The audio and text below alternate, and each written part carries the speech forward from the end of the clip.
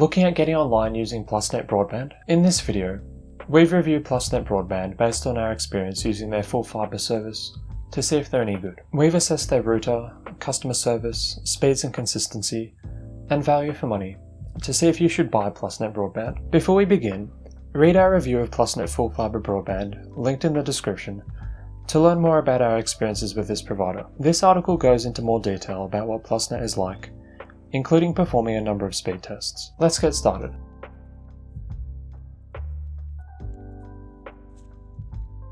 Plusnet is owned by BT, and as a result, the two companies offer a similar range of plans. The difference is, Plusnet's deals are generally cheaper because they're more basic. You don't get much in the way of extras or add-ons included, because Plusnet is positioned as a budget broadband provider. Despite this, you still get access to the same UK-based support team that BT customers can talk to. Also, you can still get ultra-fast download speeds with Plusnet of up to 900 megabits per second. A landline connection isn't necessary when using Plusnet Broadband, although you can choose to include one if you'd like. Apart from this, there aren't any other extras or add-ons you can choose to include when buying Plusnet Broadband.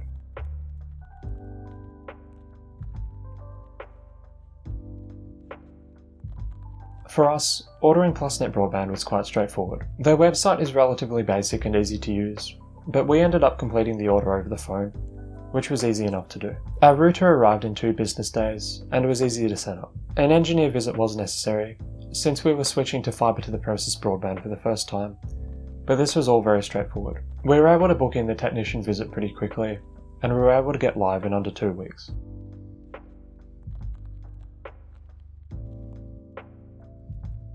Plusnet sent us their Hub 2 router, which BT customers have been using for a while now. This router is good, but it is a little dated. It comes with 4 gigabit Ethernet ports, which is nice, but one of these is a WAN port, which must be used to connect to the internet, so only 3 of these ports are actually usable. The main issue with this router is it isn't Wi-Fi 6 compatible. This means that your speeds and signal strength won't generally be as good with this router compared to the premium routers offered by more expensive providers. You may need a Wi-Fi extender, but this wasn't necessary for us. On the whole, the Hub 2 has performed well at our address, and it was easy to set up.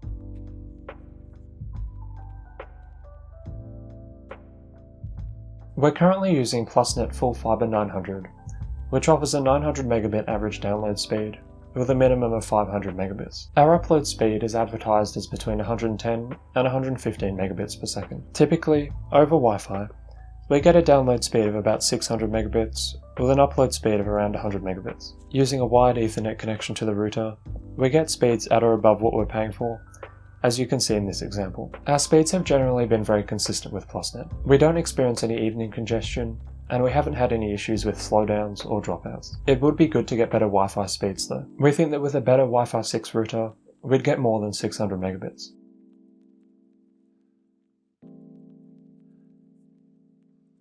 We haven't had the need to contact Plusnet very often, but on the occasions we have, they've been very helpful and responsive. Their support team is based in the UK, and is generally quite knowledgeable. However, we will say that we haven't tested them with any complex technical issues as of yet. More broadly, Plusnet also does very well when it comes to overall customer satisfaction ratings. According to Ofcom data, they have the highest customer satisfaction of any of the major providers at the moment. This is likely because they have very low monthly costs, while still giving you access to BT's British customer support team.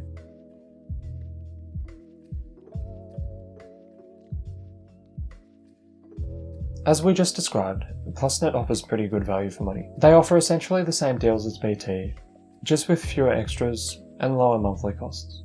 Plusnet Broadband is even quite cheap when compared to other budget providers like NOW Broadband or Vodafone Broadband's cheap tier of deals. They don't normally charge an upfront cost, although you will have to commit for 24 months to join Plusnet Broadband. We're pretty happy with the amount of money we're paying per month for 900 megabit broadband with Plusnet. The only way we'd probably be able to get a cheaper price is with an altnet like Community Fibre. However, these other fibre networks aren't available at our address. If you live somewhere with lots of broadband networks available, you can use our broadband deals guide, which is the second link in the description, to learn about the differences between them. In this article, we've compared each of the major broadband providers to see what the differences are and find out which is best.